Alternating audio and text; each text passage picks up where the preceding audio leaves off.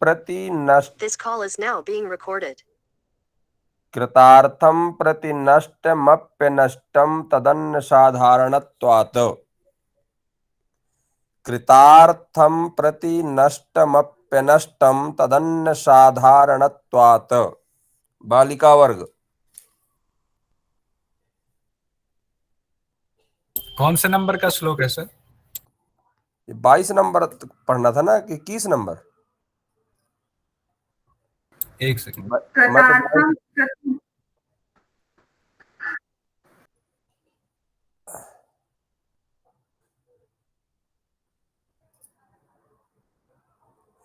21 number कल हो गया था ना?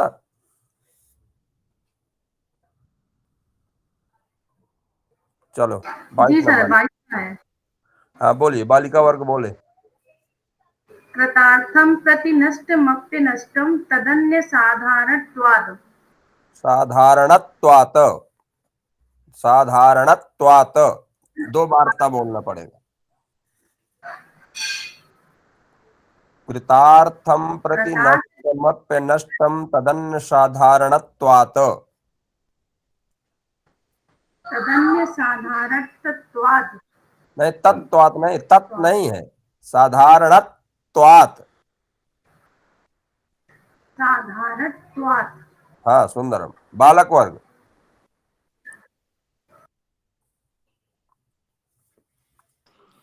कथार्थम प्रति नष्ट में नष्ट तदन्य साधारणत्वात्।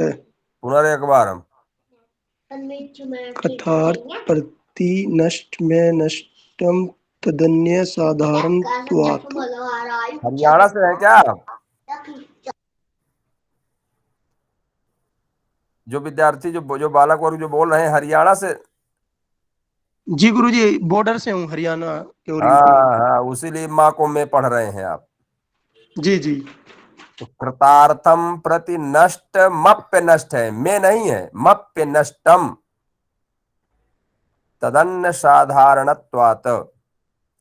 चलिए अच्छा आगे हम इसको समझते हैं। तो कहते हैं कृतार्थम प्रति नष्टम। कृतार्थ माने होता है जो अपने कार्य को पूर्ण कर लिया हो, तो जिसको प्रकृति मोक्ष दे दिया, मतलब कृतार्थ कर दिया, जिसने जिस जीवात्मा ने प्रकृति को देख लिया, तो उसके लिए नष्ट है वो। कृतार्थम प्रति नष्टम, जिसने विवेक ख्याति के द्वारा प्रकृति को देख लिया, उसके लिए तो वो नष्ट है। अनष्टम तदन्य साधारणत्वात्, और अन्य लोगों के लिए जिसके पास विवेक ख्याति नहीं है, उन लोगों के, वो लोग साधारण लोग हैं। जो योगी जो नहीं है, जो साधारण लोग हैं, जो भी प्रयासरत हैं और जो प्रयास नहीं कर रहे हैं, तो अन्य साधारणत्वात्, वही प्रकृति दूसरों के लिए अभी अनष्ट है, मतलब अभी उनके लिए भोग प्रस्तुत कर रही है। और जिसने योग की चरम सीमा को प्राप्त कर लिया है, प्रसंख्यान को प्राप्त कर लिया है, उच्चतम श्रेणी को प्राप्त कर लिया है योग के साधनों को, उसके लिए वही प्रकृति उसके लिए नष्ट है। समझ में आई बात? गुरुजी, प्रकृति मतलब नष्ट है, जिसने, मतलब वो जो भोग की सामग्री जो उपलब्ध करा रही थी ना, तो उसके सारे पंच महाभूतों से लेकर के और जितने भी चित्त सहित जाकर के मूल प्रकृति में विलीन हो जाते हैं।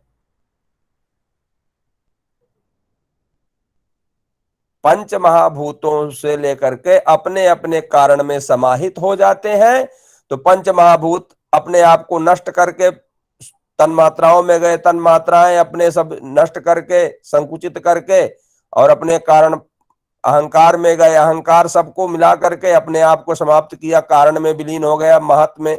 और महत जो है अपने आप को मिला करके सभी पद जो प्राकृतिक पदार्थ थे उनको सबको उठा करके जा करके मूल प्रकृति में जाकर के अपने आप को समाहित कर लेता है। तो गुरुजी आपने यहाँ एक शब्द लिया, अहंकार। हाँ गुरुजी मैं पूछ रहा था, ये कौन सा वाला अहंकार है? ये कौन सा वाला? जैसे एक अहंकार तो मतलब किसी इंसान में आ गया किसी चीज को लेके। नहीं नहीं, वो अहंकार नहीं है। ये अहंकार जो क्या होता है कि अहंकार से हमको कार्य करने की प्रेरणा मिलती है,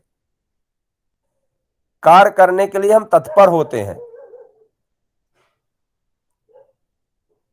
ये वो अहंकार है। जब तक हमें, मान लीजिए हमें ज्ञान है और हमें उस चीज की लालसा नहीं है तो हम कार्य करबे नहीं करेंगे। तो अहंकार हमें जो है, तो चित्त जो है जब उसको कहता है, जब चित्त उसको प्रेरित करता है तो अहंकार जाकर के और फिर ज्ञानेंद्रियों और कर्मेंद्रियों के माध्यम से वो जो पंच महाभूत है उनको, उनसे, उनके द्वारा जो उत्पन्न जो सामग्रियां हैं उनको प्राप्त कराने के लिए हमें ऊर्जा देता है, हमें कार्य में संलग्न रहने के लिए हमें प्रेरित करता है, वो अहंकार है। जी गुरु जी, क्लियर। जी, तो ये समझ में आया कि जिसने प्रकृति को देख लिया है उसके लिए तो वो नष्ट है, और अन्य लोगों के लिए अभी वो अनष्ट है। मतलब भोग, भाई प्रकृति के दो कार्य है, कृतार्थम दो प्रकार से वो प्रस्तुत होगी जीवात्मा के सामने। एक भोग बन करके, जो लोग मोह माया ईर्षा द्वेष इत्यादि जो पंच क्लेशों का सहारा लेकर के जो जीवन जी रहे हैं, उनके लिए तो भोग बन करके प्रस्तुत होगी, नाना प्रकार के पुष्प इत्यादि साधन, गाड़ी घोड़ा कोठी मकान दुकान कपड़ा लत्ता, ये सब वो प्रस्तुत करेगी। और जिसने उसको देख लिया है उसके प्रति अब वो उसके लिए वो नष्ट है, क्योंकि उसने उसको देख लिया तो अब उसके सामने कोई प्रस्तुत नहीं करेगी, उसकी कोई इच्छाएं नहीं होंगी। देखिए जो बैरागी लोग होते हैं उनके अंदर कहाँ कोई ना कोई सुंदर सुंदर कपड़ा से मतलब, न गाड़ियों से मतलब, न मकान से मतलब, न पैसा से मतलब, वही तो वो प्रकृति फिर उसके आगे काम करना बंद कर देती है, क्योंकि उसने देख लिया, सब कुछ समझ लिया क्लेशों को। ठीक है, आगे बढ़े। हेलो, जी सर। हाँ हाँ, बोल दिया करो। जी सर। जी जी, अब कह रहे हैं सूत्र नंबर 23 पर कि जिस कारण से भोगी लोग जो भोग भोगते हैं, गाड़ी घोड़ा के लिए प्रयास करते हैं, कोठी मकान पैसा रुपया बेटा बेटी, ये जिन इनके लिए जो परेशान हो रहे हैं, तो कह रहे हैं कि ये उसका कारण क्या है, ये कैसे हम हम भोग के लिए कैसे प्रस्तुत करते हैं, कैसे हम लोग प्रवृत्त होते हैं प्रकृति को भोगने के लिए। तो कह रहे हैं कि वो कारण क्या, तो कह रहे हैं उसका मेन कारण जो है तो संयोग है। जीवात्मा अपने आप को प्राकृतिक पदार्थों से संयुक्त मानती है, इसलिए जो है वो उसका जो एक दूसरे का जो स्वरूप है तो दोनों का स्वरूप बता रहे हैं। तो वो कह रहे हैं कि उस संयोग का स्वरूप क्या है, क्योंकि संयोग दो पदार्थों का होगा, तो दो पदार्थ कौन है, जीवात्मा और प्रकृति। तो वो जो संयोग है तो दोनों का स्वरूप बता रहे हैं, प्रकृति का भी स्वरूप और जीवात्मा का भी स्वरूप। तो वो कह रहे हैं कि स्वस्वामी शक्तयो हो स्वरूपोपलब्धि हेतु संयोग। पढ़िए एक बार बालक वर्ग।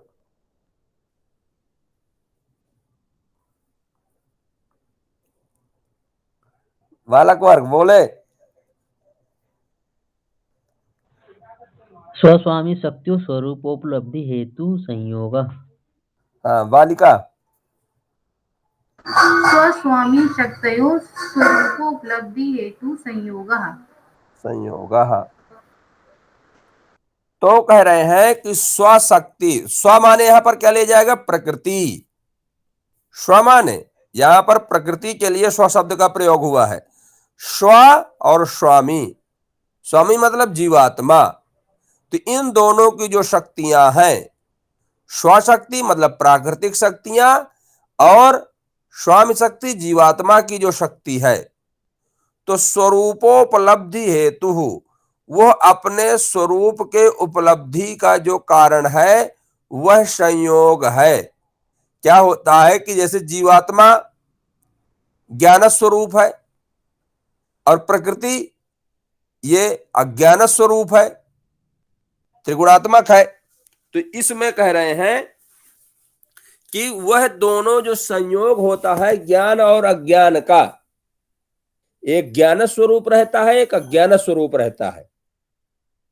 तो यह दोनों संयोग के कारण ही ये दोनों जो है उपलब्ध होते हैं।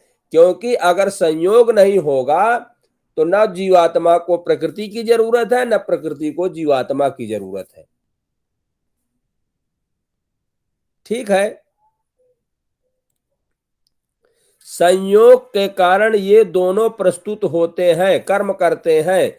अगर संयोग ना होता तो जीवात्मा ना तो कर्म करती, ना प्रकृति इन साधनों को रूप में उपलब्ध होती। क्योंकि जीवात्मा का कर्म करने का जो साधन है वो प्रकृति है। हाथ पैर तो प्राकृतिक है, आंखें तो प्राकृतिक है, जीवात्मा के पास कहाँ कुछ है। तो ये साधन बन करके उपलब्ध ना होती और जीवात्मा ना होता तो ये शरीर की कोई जरूरत नहीं थी। इसको लोग जला देते हैं। तो कह रहे हैं ये दोनों संयोग के कारण दोनों के स्वरूप की उपलब्धि होती है। उसका कारण क्या है? संयोग हेतु।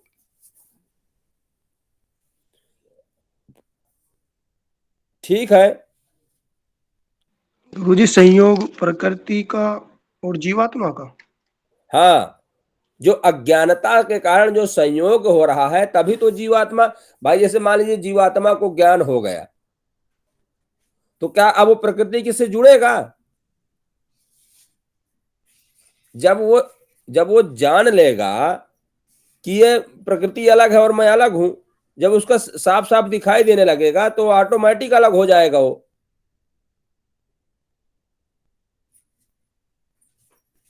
तो इसलिए वो जो जीवात्मा है तो वो एक दूसरे से क्यों उपलब्ध हो रहे हैं, क्यों प्रकट हो रहे हैं इस संसार में, क्यों उत्पत्ति क्यों चल रही है, सृष्टि का उत्पादन क्यों चल रहा है, उसका कारण है संयोग।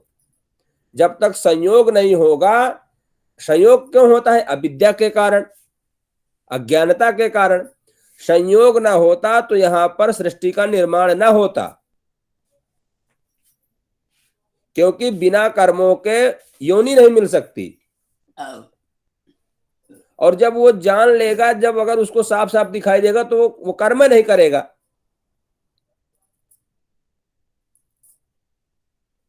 ठीक है। तब सर बिना कर्म का फिर ये संसार ही नहीं रहता ना, फिर तो संयोग होता ही नहीं, तो फिर हाँ, जीव तो तो इसलिए रहते कह रहे हैं कि जो संयोग है, जो संयोग का कारण क्या है? अविद्या। भाई जैसे कोई मान लीजिए एक मित्र कपटी है, एक मित्र स्वच्छ हृदय का है। अब जब तक उसके कपट का उसको पता उसके कार्यों द्वारा नहीं चलेगा तब तक तो वो जी जान देने के लिए तैयार है ना उसके प्रति। और जब वो जान लेगा कि अरे इसके कार्य तो मेरे विरुद्ध हो रहे हैं, तब उसको वो अपने हृदय से उस अनन्य मित्र को मानने को, जो मान रहा है, जिसके लिए मरने मिटने के लिए तैयार है, उसको डिलीट कर देगा। तो मित्रता वाला शब्द उसके लिए खत्म हो जाएगा। वो उसको कुछ नहीं बोलेगा, ना वो शत्रु मानेगा ना वो मित्र मानेगा उसको, वो डिलीट कर दिया, हो गया। तो उसको जो है संयोग का जो हेतु है वो अविद्या इत्यादि है, और संयोग के कारण दोनों इस संसार में उपलब्ध होते हैं।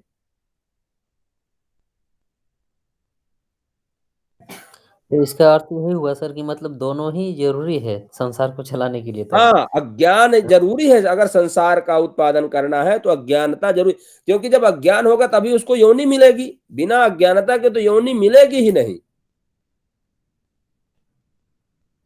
और अगर कोई व्यक्ति मोक्ष को प्राप्त होता है ना, तो वह कुछ काल के लिए मोक्ष को प्राप्त होता है। जब अगली सृष्टि उत्पादन होगी तो जितने काल तक के लिए, जब मान लीजिए सब लोग एक बार मुक्त हो जाते हैं, तभी प्रकृति में प्रलय होती है। जब सभी लोग को मोक्ष प्राप्त होगा, प्रकृति किसी न किसी दिन तो देखी जाएगी ना, किसी न किसी के द्वारा।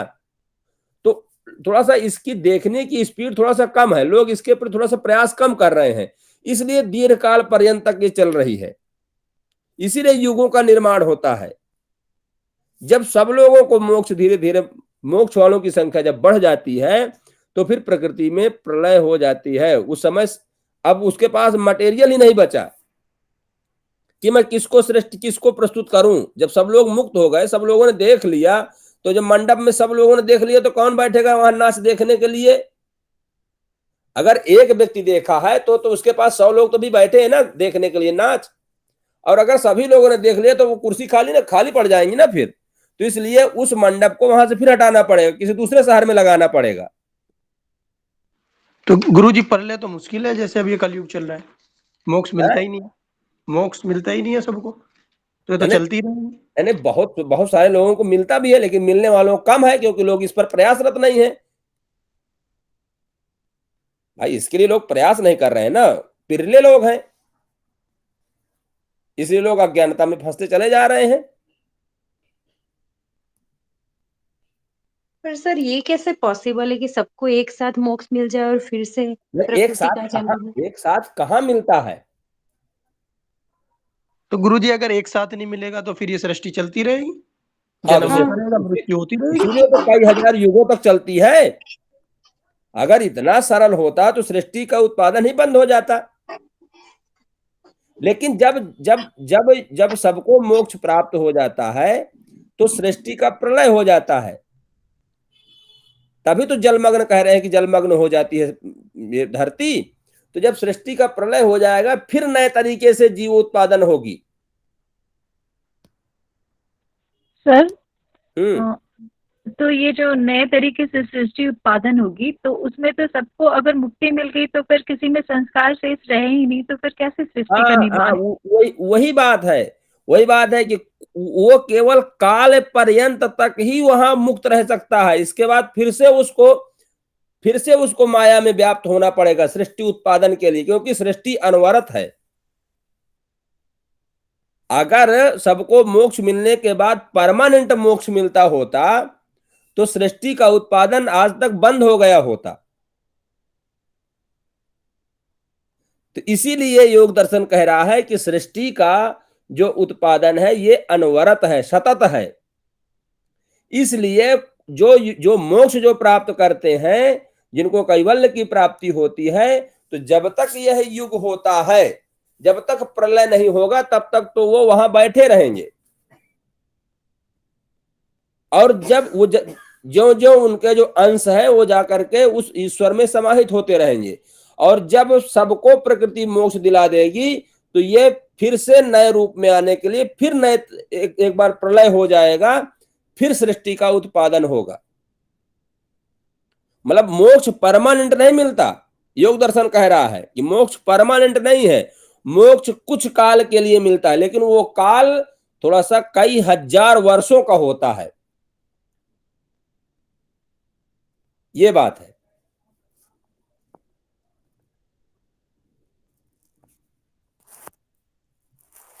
आई समझ में बात?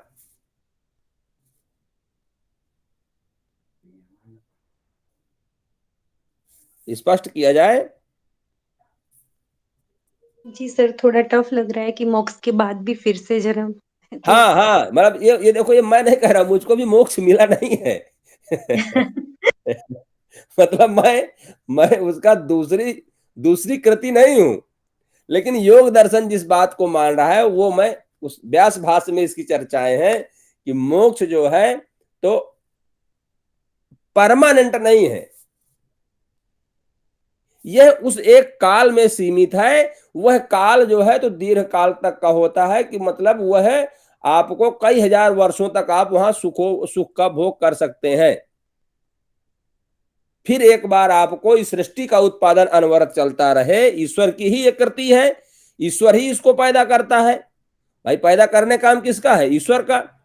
तो ईश्वर फिर से अपना अंश जो है डाल करके फिर से इसको धीरे धीरे प्रारंभ करता है।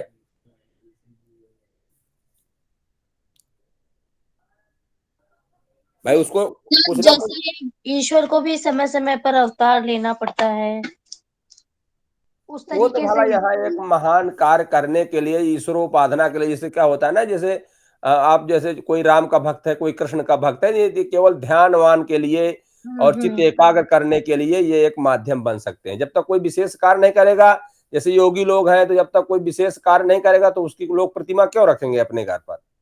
अगर सभी लोग बनाना खाना करेंगे नौकरी करें, गाड़ी घोड़ा चलाएंगे, तो कोई उसकी फोटो रखेगा अपने घर पर?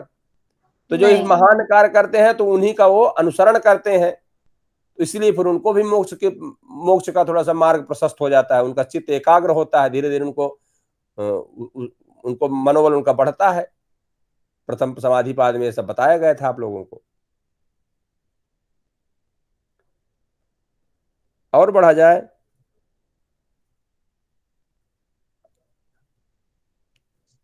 जी सर।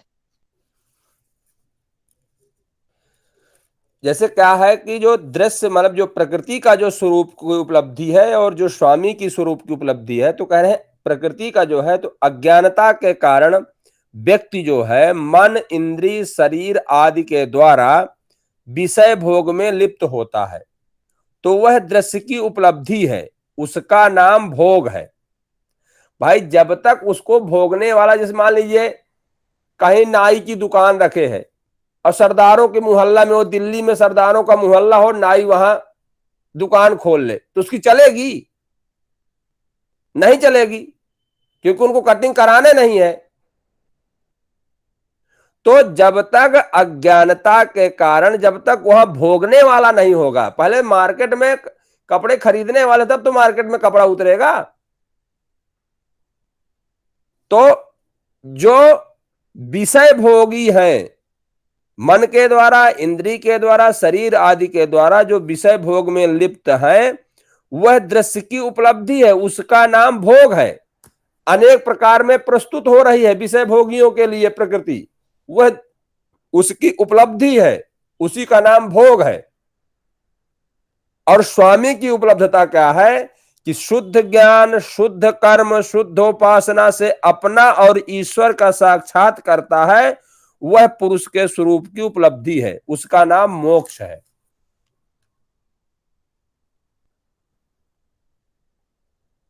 स्पष्ट हुआ?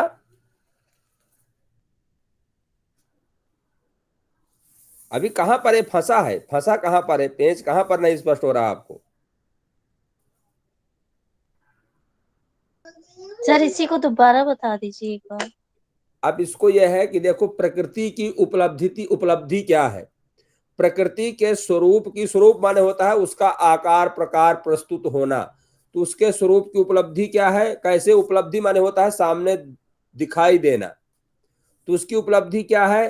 तो जो भोगी लोग हैं, तो उनको नाना प्रकार के, कभी ये गाड़ी, कभी वो कपड़ा, कभी इस कलर कपड़ा, कभी इस क्वालिटी कपड़ा, कभी ऐसे डिजाइन कपड़ा, ये जो प्रस्तुत होना, यह प्रकृति की उपलब्धि है।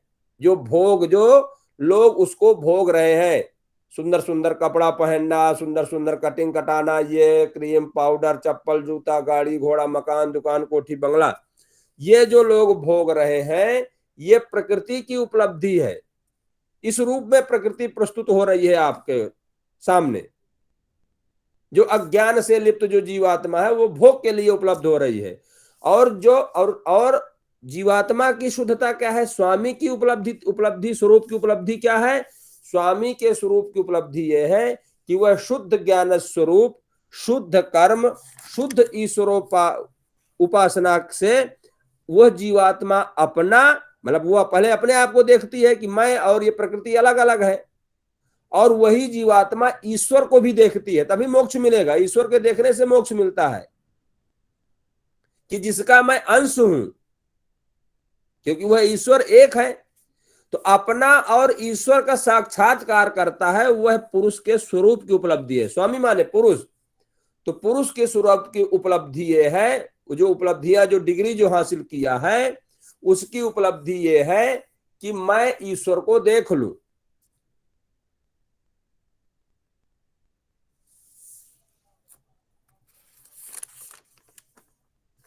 तो वो उसकी उपलब्धि स्वरूप की, उसके जन्म लेने की सार्थकता ये है, उपलब्धि ये है कि मैं अपना और ईश्वर को देख लूं।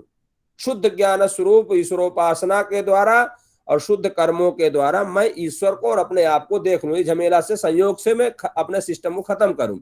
और प्रकृति जो है वो चाहती है कि लोग इससे लिप्त रहें और मैं नाना प्रकार का आइटम प्रस्तुत करके, और मैं भोगियों के लिए मैं प्रस्तुत होती रहूं, प्रकृति की उस रूप की उपलब्धि ये इसलिए है, उसकी जो उपलब्धि है, उसका जो जो डिग्री है, वो उपलब्धि जो है उसको ये है कि वो भोगियों के लिए भोग बनकर के उपलब्ध हो। और दृश्य की और दृष्टा की उपलब्धि ये है कि वह अपना और ईश्वर को ठीक से देख ले, उसकी उपलब्धि ये है।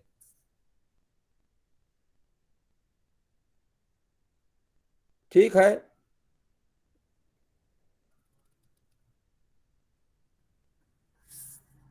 सर एक श्लोक, एक सूत्र में पहले कहा गया था कि प्रकृति अपना वास्तविक स्वरूप भी दिखाती है पुरुष को और उसके लिए भोग सामग्री भी प्रस्तुत करती है। तो ये पुरुष पे निर्भर करता है कि वह उसके वास्तविक रूप का दर्शन करने में प्रयास रहता है या भाई फिर उस देखो, भोग विलास में ही इस लिप्त रहता बात है। को तो मैं पहले कह चुका हूं कि प्रकृति हाँ। के पास अंधकार वाला बल्ब भी है और प्रकाश वाला बल्ब भी है। तो अब अगर कोई धूप छांव वाला चश्मा लगा लेता है जिसमें अंधकार अंधकार दिखाई देता है, तो उसके अनेक प्रकार के चित्र विचित्र स्वरूप को आप ठीक से नहीं समझ पाएंगे। और जो जिस चश्मा से जिसका ग्लास बिल्कुल साफ साफ है, उसको लगा करके जब जीवात्मा देखता है तो उसके स्पष्ट स्वरूप को देख लेता है। और जब वही प्रकृति जो है उस जीवात्मा के धूप छां का चश्मा रंग बिरंगा लगा देती है, तो फिर वो जो प्रस्तुत होती है उसको जो चीज वो होता है उसके विपरीत समझता है, तो उसको उलझाए रखती है प्रकृति। इसलिए जो है तो वो जीवात्मा के, अगर आप शतोगुणात्मक बुद्धि का प्रयोग कर रहे हैं तो आपका धीरे धीरे उस चश्मा का जो गंदगी है जो वो साफ हो जाएगा और आपको वस्तु को जो वस्तु जैसी है वैसी वो दिखाई देने लगेगी। अगर आप तमोगुण रजोगुण का सहारा ले रहे हैं तो आपको जो वस्तु जैसी है वैसी दिखाई नहीं देगी, तो प्रकृति आपको भोग के रूप में प्रस्तुत होगी। जहां मोह है वहां भोग है। तो और जब आपको सतोगुण का सहारा आप लेंगे तो उस समय आपको जो वस्तु जैसी है वैसी दिखाई देगी। वहीं से आपको कैवल्य की धीरे धीरे प्राप्ति की ओर आप बढ़ते रहेंगे आगे विवेक ज्ञान के द्वारा। ठीक है। जी सर, समझ में आया। अच्छा, अगला सूत्र।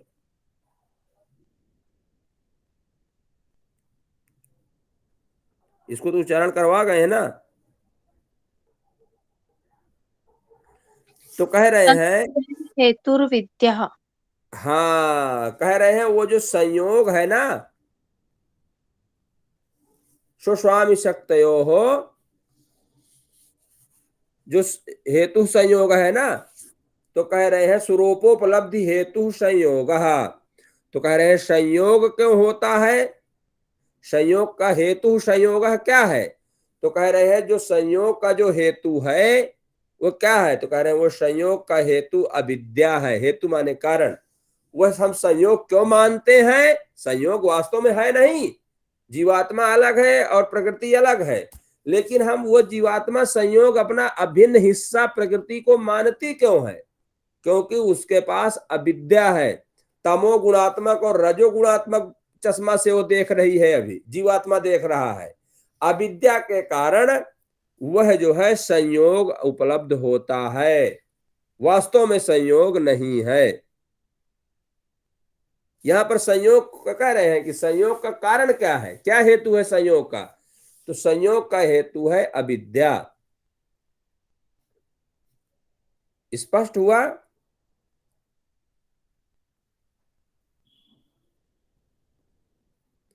जी सर। चलिए तो एक बार बोलिए, बालिका वर्ग इसको उच्चारण कर दे। तस्य हेतुर्विद्या। हाँ, तस्य, बालक वर्ग कोई एक बोल दे। तस्य हेतुर्विद्या। तस्य हेतुर्विद्या, सूत्र को सूत्रवत पढ़ा करें। तस्य हेतुर्विद्या। तस्य हेतुर्विद्या। हाँ, सुंदरम। अब कह रहे हैं, जब यहाँ संयोग की चर्चा हुई कि संयोग के कारण हेतु संयोग, उसका हेतु का कारण क्या है, तो कह रहे हैं कि हेतु कारण अविद्या है। तो अगले सूत्र पर चर्चा कर रहे हैं कि उस संयोग को जब आप जान लेंगे, उसका जो अविद्या को, अब संयोग के कारण ये सृष्टि की उत्पादन हो रही है, तो अब अगर ये संयोग से हटना है, क्योंकि ये सृष्टि जो है तो दुख स्वरूपा है, दुख रूप में है, क्योंकि जो सुख स्वरूप है, जिसको हम सुख मानते हैं भोगी वर्ग, वो भी परिणाम ताप संस्कार के कारण दुख स्वरूप ही है। तो कह रहे हैं जब सुख भी दुख स्वरूप है, दुख तो दुख है ही नहीं, लेकिन सुख भी परिणाम ताप संस्कार के द्वारा दुख स्वरूप है, तो कह रहे हैं कि उस ये संयोग जो अविद्या को ही हटाना पड़ेगा, तब अविद्या के हटने से संयोग हट जाएगा, और संयोग हटेगा तो जीवात्मा ईश्वर को देखेगा, और अलग अलग हो जाएंगे तो ये सृष्टि का जो चक्र है इससे हमें मुक्ति मिल जाएगी। कुछ दिन जाकर के ऊपर स्वर्गलोक में जाकर के बैठेंगे, वहां से देखेंगे यहाँ के लोगों की, देखो अभी कितना मूर्ख बने हुए हैं। तो कह रहे हैं कि तद अभावात, यही है ना, तो तद अभावात संयोगा भावो हानम तद दृशेह कैवल्यम, तद भावात संयोगा भावो हानम तद दृशेह कैवल्यम। उच्चारण करे बालक वर्ग।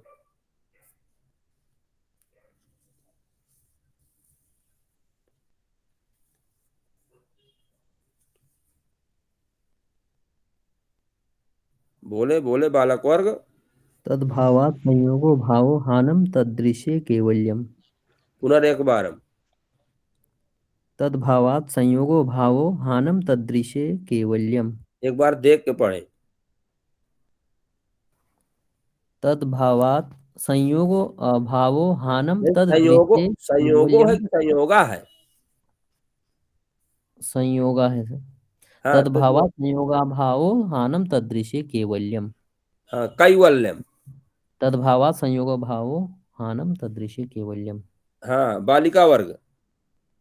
तद्भावात् संयोगा भावो हानम तददृशे कैवल्यम। सुंदरम सुंदर। तो कह रहे तद अभावात, किसका अभावात? उस अविद्या का।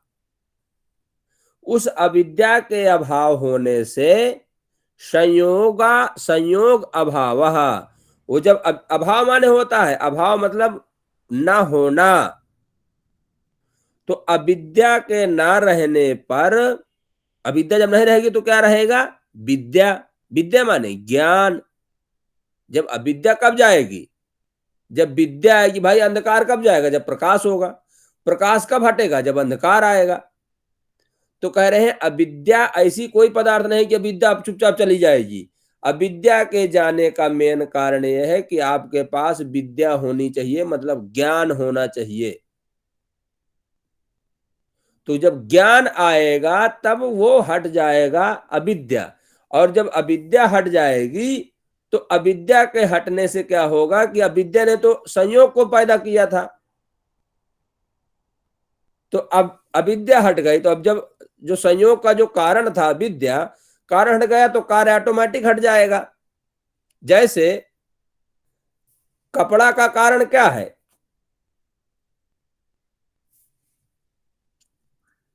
तंतु संयोग। भाई कोई कह दे कि हम जो है तो हम अपना धागा, हम कपड़ा नहीं नष्ट कर रहे हैं, हम कपड़े का धागा निकाल रहे हैं। अब एक एक धागा कोई निकाल लेगा तो बताओ कपड़ा बचेगा? क्योंकि कपड़ों का समूह ही, धागों का समूह ही कपड़ा है। और अगर कोई व्यक्ति, मान ली 50 लोग हैं और 50 लोग मिल करके एक एक धागा लगाए तो वो कपड़ा बन गया। और अगर वही अपना एक एक धागा निकाले तो निकाल क्या रहे हैं? धागा। लेकिन स्वरूप किसका नष्ट हो रहा है? कपड़ा का। तो जिस प्रकार से कई धागा मिलकर के कपड़ा का एक स्वरूप प्रकट करते हैं, उसी प्रकार से तो कपड़ा के प्रति जो कारण है वो है धागा, तंतु संयोग। तो जब तंतु संयोग जब हट जाएगा तो कपड़ा ऑटोमेटिक हट जाएगा। तो इसी प्रकार से जो संयोग का जो कारण है वो क्या है? अविद्या। तो अविद्या जब ज्ञान आएगा तो अविद्या हट जाएगी, और जब ज्ञान आ जाएगा तो जब जीव देख लेगा कि अरे मैं तो अलग हूं, ये तो अलग है और ईश्वर का तो स्वरूप ये है, तो वो यहाँ दुख झेलने आएगा कि परमात्मा के बैठ करके परमानेंट सुख भोगेगा? तो फिर वो जा करके और जब ईश्वर को वो जान लेता है, तो जब ज्ञान आने पर, मतलब उस अविद्या के अभाव होने पर संयोग का अभाव हो जाता है। जो दृष्टा और दृश्य का जो संयोग है उसका भी अभाव हो जाता है, वही मोक्ष है। मोक्ष माने होता है अलग अलग हो जाना। तो जब अभी संयोग में फंसा था, संयोग, संयोग का अभाव, असंयोग, असंयोग माने अलग, तो वह जो है, वो जो जीवात्मा है वो उससे अलग हो जाता है। तो वही हान है। हान मतलब मोक्ष है। वही जो हान है, वह हान ही जो है जीवात्मा का कैवल्य है। ठीक है, समझ में आ गई बात? आज मौन क्यों है भाई?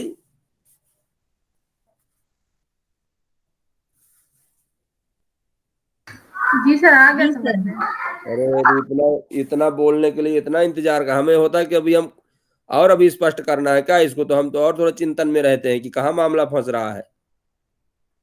चलिए, अब आगे कहते हैं कि जो हमने एक शब्द पाए, यहां पर क्या पाए? हान, कि अविद्या के अभाव से उस उस संयोग का अभाव हो जाता है। संयोग किसका होता है? जीवात्मा और प्रकृति का। तो जब जीवात्मा और प्रकृति का संयोग हट जाता है, संयोग जब हट जाएगा तो क्या हो जाएगा? वियोग। तो वियोग माने अलग अलग हो जाना। तो जब जीवात्मा अलग हो जाएगी, प्रकृति अलग हो जाएगी, तो जीव नहीं रहेगा तो ऑटोमेटिक लोग इस शरीर को फूंक देते हैं। जीवे के रहने पर तो लोग इसको साबुन तेल लगाते हैं। तो जब जीवात्मा हट जाएगी तो प्रकृति ऑटोमेटिक, प्रकृति तभी हटेगी जब जीवात्मा जान लेगा। बिना ज्ञान के वो प्रकृति इस जीव को छोड़ती नहीं है। और जहां जान लेती है तो चुपचाप जितने भौतिक पदार्थ हैं, पंच महाभूत, वो अपने अपने कारण में समेटना प्रारंभ हो जाते हैं।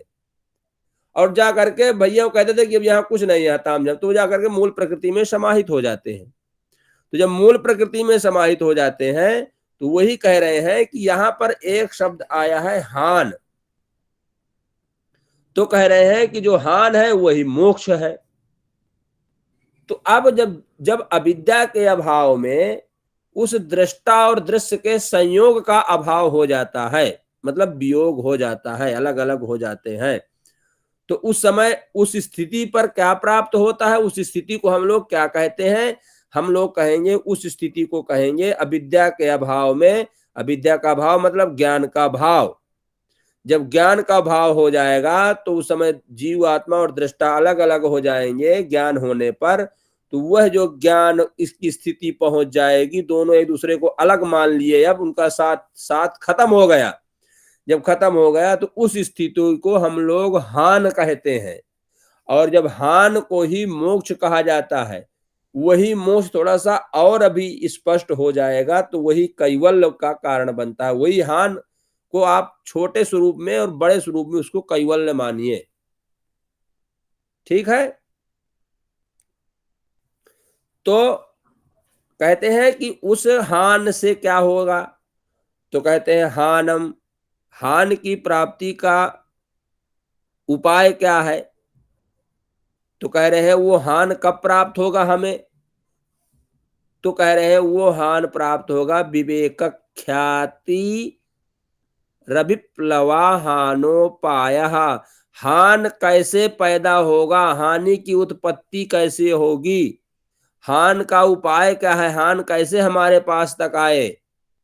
तो कह रहे हैं वह हान को प्राप्त करने के लिए हानोपाय, हान का उपाय ये है, हान की प्राप्ति का उपाय ये है कि विवेक ख्याति अविप्लवा। अविप्लवा माने होता है, विप्लव माने क्या होता है? बताइए, विप्लव माने क्या होता है?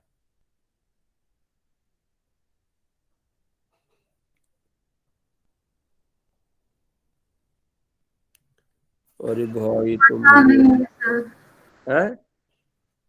पता नहीं।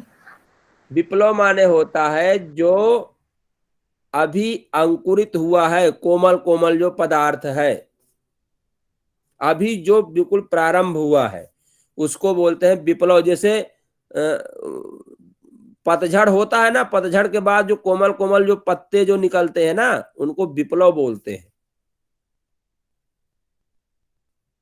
तो कह रहे हैं कि विप्लव न विप्लव है इति अविप्लव, मतलब जो विप्लव नहीं है, विप्लव मतलब कोमल, अभी प्रारंभ हुआ है, और अविप्लव माने परिपक्व हो गया है, मतलब वह जो है धीरे धीरे बड़ा होता होता और चरम अवस्था को प्राप्त कर लिया है। अविप्लव माने होता है अभी बालक का जन्म लेना, वो विप्लव है, और बालक का वृद्ध हो जाना वह अविप्लव है, वृद्धावस्था को प्राप्त हो जाना। तो विशालतम रूप ले लेना, परिपक्वावस्था को प्राप्त हो जाना।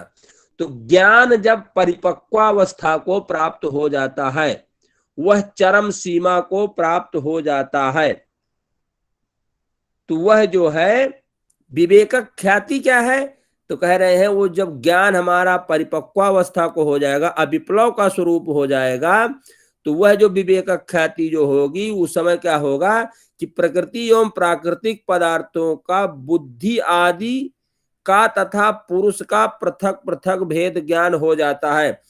मूल प्रकृति का और प्रकृति के जितने पदार्थ है, प्राकृतिक जो भी पदार्थ है, और बुद्धि इत्यादि जितने हैं, इस प्रकृति का जो स्वरूप जो 25 तत्व सांख्य ने बताया है, उन सब का ज्ञान अलग अलग हो जाना ही विवेक ख्याति है।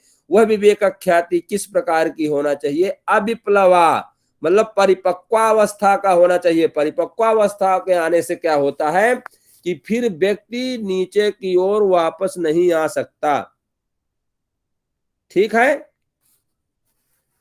वो अखंडित विवेक होता है। वह अभी थोड़ा सा ज्ञान हो गया तो वो थोड़ा थोड़ा ज्ञान नहीं है, अखंडित जो विवेक ज्ञान है वह हान का उपाय है। अखंडित विवेक ज्ञान के द्वारा कि प्रकृति और प्रकृति के जितने प्राकृतिक पदार्थ हैं और जो चित्त इत्यादि जितने भी ये पंच महाभूत तक जो उसके अंग प्रत्यंग हैं, उन सब का और पुरुष जो है अपने आप का पृथक पृथक भेद ज्ञान उसको हो जाता है। वह जो है विवेक ख्याति का अविप्लवा ज्ञान होगा, वही हान का उपाय है। वहीं से हान उत्पन्न होगा, वहीं से मोक्ष उत्पन्न होगा। बिना विवेक ख्याति के मोक्ष उत्पन्न नहीं होगा। जैसे गाड़ी को चला लेना ड्राइवर एक, और एक गाड़ी का चलाने में पारंगत हो जाना, किसी भी परिस्थिति में हो, कहीं पतली रास्ता हो, सकरी रास्ता हो, भीड़ भाड़ का एरिया हो, गाड़ी तो हर व्यक्ति चला लेता है जो थोड़ा सा सीखेगा, लेकिन उसका बिल्कुल भीड़ भाड़ को देख करके उसका चित्त विचलित नहीं होता। नए नए ड्राइवर का चित्त विचलित हो जाएगा। तो वही परिपक्वावस्था का ड्राइवर जो होगा, वही भीड़ भाड़ दिल्ली जैसे शहर में, बड़े बड़े शहरों में गाड़ियां चलाने में सक्षम हो सकता है। और जो देहात का ड्राइवर होगा, वो भीड़ भाड़ के इलाका में गाड़ी चलाएगा तो वो कहीं लड़ा देगा, वो डर जाएगा, वो डरता रहता है। गाड़ी चलाने तो आती है लेकिन वो डर जाता है। तो कह रहे जो परिपक्वावस्था का ज्ञान हो जाएगा तो फिर वो विचलित नहीं होता। तो अखंडित विवेक ज्ञान जिसका है, वो जो है हान को उत्पन्न कर सकता है। और आगे चले, समझ में आई बात? जी सर। चलिए, अब अगला सूत्र कह रहा है कि वह जो ज्ञान होता है, तो वह ज्ञान कई चरणों में होता है। विवेक ख्याति का ज्ञान डायरेक्ट नहीं आ जाता कि अज्ञान रहा और सीधे ज्ञान आ गया। वह ज्ञान भी मोक्ष हान रूपी जो ज्ञान होगा, वह भी कई चरणों में होगा। तो कह रहे हैं कि तस् माने विवेक ख्याति, विवेक ख्याति प्राप्त जो योगी होगा, उसकी 7 प्रकार की जो है तो प्रज्ञा होगी, बुद्धि होगी, 7 प्रकार की, ठीक है ना। प्रांत भूमि माने होता है तस् माने विवेक ख्याति को प्राप्त योगी, उस योगी का, किसका? उस योगी का, विवेक ख्याति प्राप्त योगी का। सप्तधा माने 7 प्रकार की प्रांत भूमि, प्रांत भूमि माने होता है प्रकट रूप से अंतिम अवस्था वाली, अर्थात सबसे ऊंची वाली जो प्रज्ञा, जो बुद्धि, सबसे ऊंची वाली जो बुद्धि है, लास्ट अंतिम अवस्था वाली जो बुद्धि है, वह 7 चरणों में होती है। अब वो चरण बता दिया जाए आपको कि कल बताया जाए? सर जैसा आपको सही लगे। जैसा आप कहें, मुझे तो तैयार है बताने के लिए। तो बता दीजिए सर। सुन लीजिए फिर। तो कह रहे हैं कि पहली अवस्था, जब विवेक ख्याति की जो पहली अवस्था होती है, वह क्या होता है कि वह यह जान लेता है, वह योगी, विवेक ख्याति को प्राप्त योगी यह जान लेता है कि छोड़ने योग्य पदार्थों को जान लेता है, मतलब वो हेय पदार्थों को जान लेता है कि मुझे क्या त्यागना चाहिए, त्याज्य वस्तुओं को वो जान लेता है। ठीक है, पहले उसके विचार ये होता है कि मुझे जो जो त्यागना चाहिए उसको मैं अब त्याग दूं, तो जो मुझे ग्रहण करना चाहिए, जो मुझे त्यागना चाहिए, उसका उसको ज्ञान हो जाता है। ये पहली अवस्था होगी उस योगी की। पूर्ण रूप से वो हेय पदार्थों को जान लेता है कि मुझे इस चीज को त्यागना है। सर जैसे जो अविद्या इत्यादि है, या संसार मोह माया घर गृहस्थी ये सब। हाँ भाई, अविद्या तो है। अब ये मोह माया, अब अविद्या का मतलब ये सारा, अविद्या तो उसका मूल कारण है। अविद्या तो आंखें बंद किए है। तो वो कहता है उसके अंदर पहले ये विवेक ख्याति के द्वारा पहली अवस्था का ज्ञान होता है कि पूर्ण रूप से वह जो है ये जान छोड़ने योग्य पदार्थ को पूर्ण रूप से वो जान जाता है कि मुझे इस पदार्थ को त्यागना है, मतलब अविद्या आदि जो क्लेश है उनको मुझे त्यागना है। ठीक है। दूसरा उसके अंदर ज्ञान ये होता है कि अब मैं जो है, अब उसको कैसे मैं त्यागूं, तो त्यागने के लिए अब वह जिस पर ये विराजमान होते हैं, तो जो हमारी जो वृत्तियां हैं, जो क्लेश हैं, उन क्लेश को छीण कर देता है। भाई त्यागने का मतलब थोड़ा है कि जाकर उसको कहीं जंगल में छोड़ आएंगे। अब वह जान लिया कि मुझे इनको त्यागना है, जितने क्लेश हैं। तो क्लेश कैसे पीछे छोड़ेंगे, तो क्लेशों को छोड़ने के लिए पहले वो क्रिया योग का प्रयोग करके उनको छीण करता है। ये दूसरा ज्ञान उसके अंदर होता है। उन क्लेशों को त्यागने का वो साधन खोजता है। तो कहते कैसे हटेंगे, तो कहते हैं पहले इनको क्रिया योग के माध्यम से इनको छीण करो। तो ये दूसरी प्रकार की बुद्धि हो जाती है उसकी। समझ में आई बात? अब वो मतलब जो त्यागने योग्य पदार्थ है उनको कैसे, उनसे दूरी कैसे बनाई जाए, तो कह रहे पहले इनको कमजोर करो। तो उनको जो है क्रिया योग के माध्यम से उनको कमजोर करता है। तीसरे प्रकार की बुद्धि उसके पास ये होती है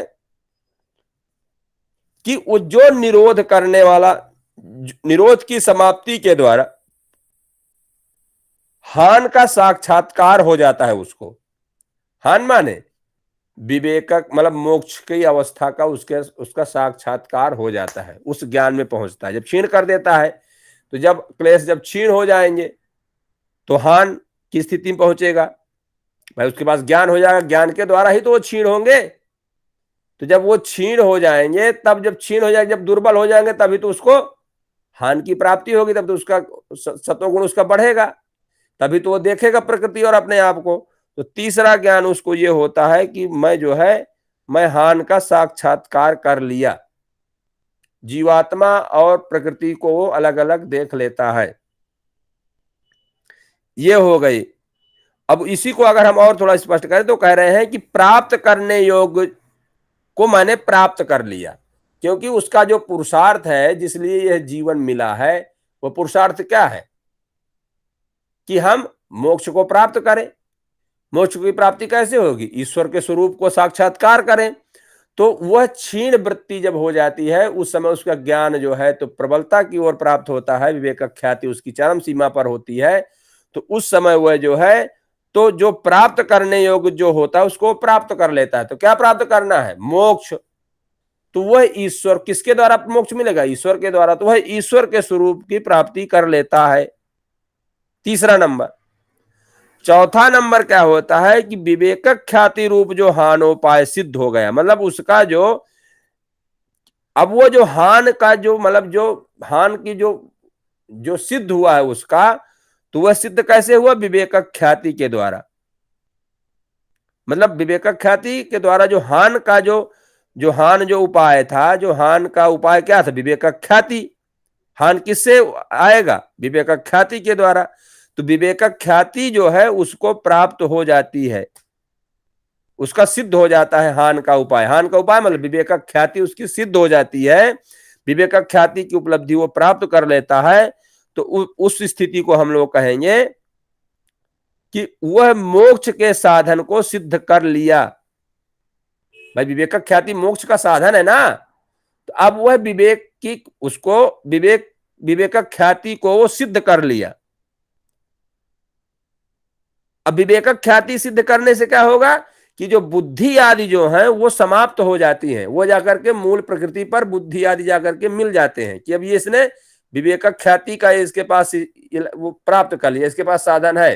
तो विवेक ख्याति आने पर बुद्धि आदि जो है तो जन्म नहीं ले सकते, क्योंकि वो देख रहा है। तो बुद्धि आदि जो है अपने मूल कारण में जाकर के विलुप्त हो जाते हैं। ये उस योगी की चतुर्थ अवस्था होती है। पंचम अवस्था क्या होती है? वो जब चित्त जो है तो जब जो बुद्धि है वो जाकर के मूल प्रकृति में विलुप्त हो जाती है विवेक ख्याति के आने के कारण।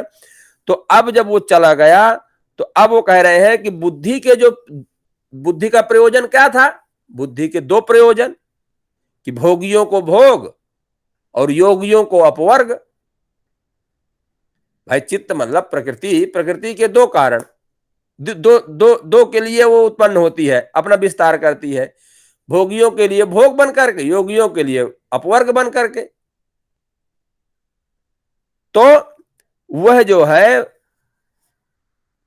बुद्धि के जो दो प्रयोजन होते हैं, बुद्धि का मतलब मूल प्रकृति, क्योंकि आगे जो लिंग है वो बुद्धि है, तो वही तो प्रस्तुत होते हैं, नहीं तो मूल प्रकृति तो प्रस्तुत होती नहीं है सामने तो चित्त इत्यादि प्रस्तुत होते हैं।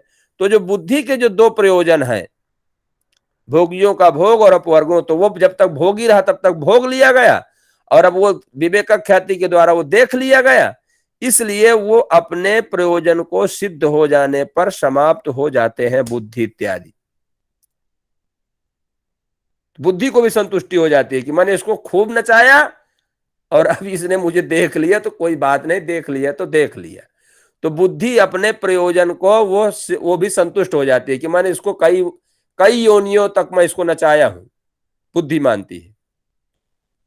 तो ये पंचम अवस्था उसके पास ज्ञान हो जाता है, बुद्धि भी संतुष्ट है, प्रकृति भी संतुष्ट है। अब छठे अवस्था का ज्ञान उसको होता है कि जो सत्वादि जो तीनों गुण हैं वो प्रलयाभिमुख हो जाते हैं। मतलब जो सत्वादि जो गुण है, जो चित्त को जो जन्म दिए हैं, वह तो जो उद्बुद्ध होते हैं, क्योंकि ये सतोगुण, रजोगुण, तमोगुण जब थोड़ा सा उथल पुथल मचाते हैं, न्यूनाधिक इनमें आता है, उथल पुथल पड़ता है जीवात्मा का प्रकाश पड़ने पर, तो वो थोड़ा सा उद्बुद्ध हो जाते हैं। जब उद्बुद्ध हो जाते हैं तो वहीं से सृष्टि की उत्पादन चालू हो जाती है।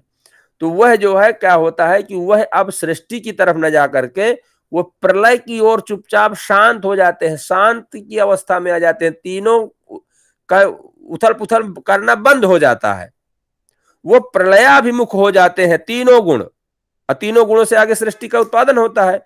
तो सत्वादि तीनों गुण जो है, अभी तक तो वो सतोगुण तो वहां ज्ञान स्वरूप में प्रकाश कराता रहा विवेक ख्याति के द्वारा, लेकिन अब सत्वादि तीनों गुण जो है प्रलयाभिमुख हो जाते हैं। किस प्रकार से प्रलयाभिमुख हो जाते हैं? कि जिस प्रकार से पर्वत से गिरा हुआ कोई पत्थर बीच में नहीं रुकता, वो जाकर के नीचे ही उसकी गति फिर होती है।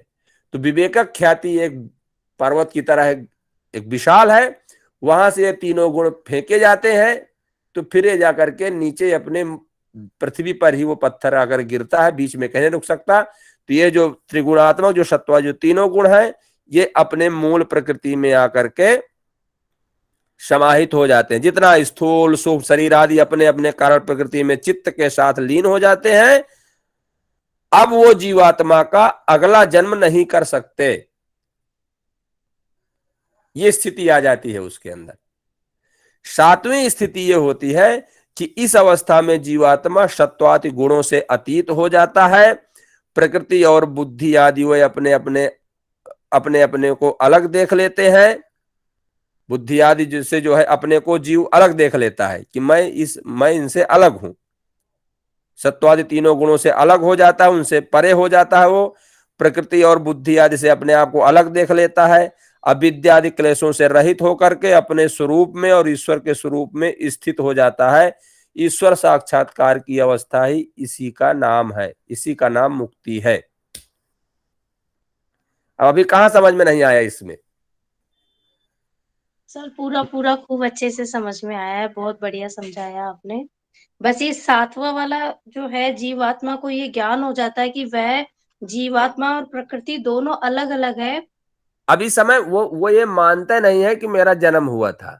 वो उनको ना तो ये मानता है कि प्रकृति मुझे अभी घुमा रही थी, उस समय उनसे अतीत हो जाता है। मतलब उसको मानता है कि सब पुरानी बातें हैं। अब वो सत्वादि गुण उसके सामने बैठे नहीं होते, भले अलग हो गए हैं लेकिन उस दरबार में वो नहीं होते हैं। ये सब वो कह रहा है कि सब मेरी अतीत की बातें हैं, ये सब पुराना विषय, इसका कोई मतलब नहीं है अब। तो इस अवस्था में क्या होता है कि जो जीवात्मा होता है सत्वादि गुणों से अतीत हो जाता है, इनसे बहुत परे हो जाता है और प्रकृति और बुद्धि आदि से अपने आप को अलग देख लेता है। उसको अच्छी तरह से ज्ञान हो जाता है कि अब कोई मतलब नहीं है। अब विद्यादि क्लेशों से रहित होकर के अपने स्वरूप में, मतलब उसका स्वयं का स्वरूप जो ज्ञान स्वरूप है और ईश्वर के स्वरूप में, मतलब वह जो जीवात्मा है वो जाकर के ईश्वर में अपने आप को मिला देता है।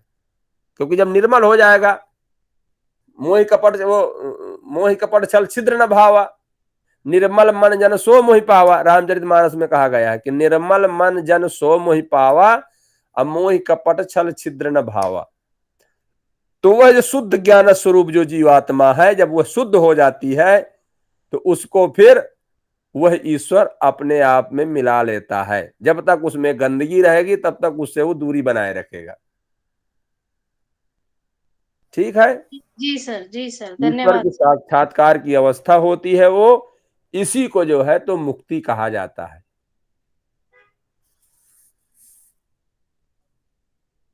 अब तो मुझे लगता है कि समझ ज्यादा हो गया क्या?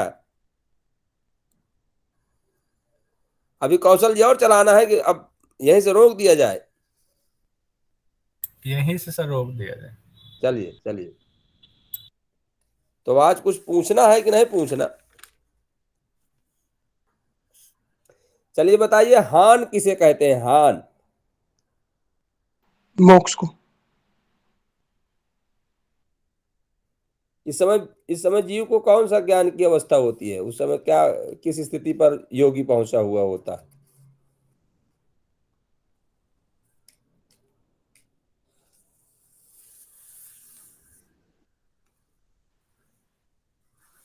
सप्तादि गुणों से परे हो जाता है, सब तीनों गुणों से परे हो जाता है सर। उसको मतलब ये ज्ञान हो जाता है कि प्रकृति अलग है, वह जीवात्मा अलग है। ज्ञान का भाव हो जाता है, दृष्टा और दर्शा अलग अलग हो जाते हैं। अलग अलग हो जाता है। हाँ हाँ। अब तुम सब लोग तो सब तो जानते हो, क्या बताया जाए जो। अब हमारे पास कोई क्वेश्चन नहीं है, हम इतना। और हान और हे किसे कहते हैं? हे त्याज्य वस्तु। अच्छा, हान का उपाय क्या है? विवेक ख्याति। और उस संयोग का कारण क्या है? पुरुष और प्रकृति का मिलन। प्रकृति और पुरुष। संयोग का कारण, कारण तो समझते ना, कारण मतलब हेतु। अविद्या। अविद्या। सुंदरम सुंदरम।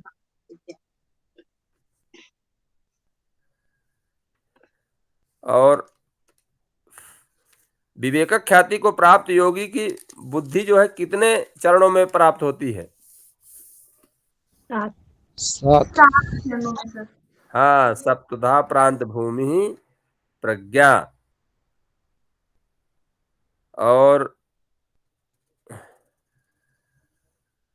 अब इतने बहुत है जो है। चलिए फिर आज यहीं तक रखते हैं, फिर अब समय आगे बढ़ा चला जा रहा है। गुरुजी हरिओम। हरिओम हरिओम। धन्यवाद सर्वे सर, बहुत धन्यवाद। धन्यवाद। हरिओम सर। सर्वेभ्यो नमो नमः। सर्वे भवन्तु सुखिनः, सर्वे सन्तु निरामया, सर्वे भद्राणि पश्यन्तु मा कश्चित् दुःखभाग्। प्रकृति को देखिए आप लोग भी भला, जी गुरुजी कोशिश करते हैं। देख करके बताओ जल्दी इसको। क्लास समाप्त होते होते तक कोई ना कोई तो देख ले। जी गुरुजी अभी तो समाधि की स्थिति से ही बाहर नहीं आए।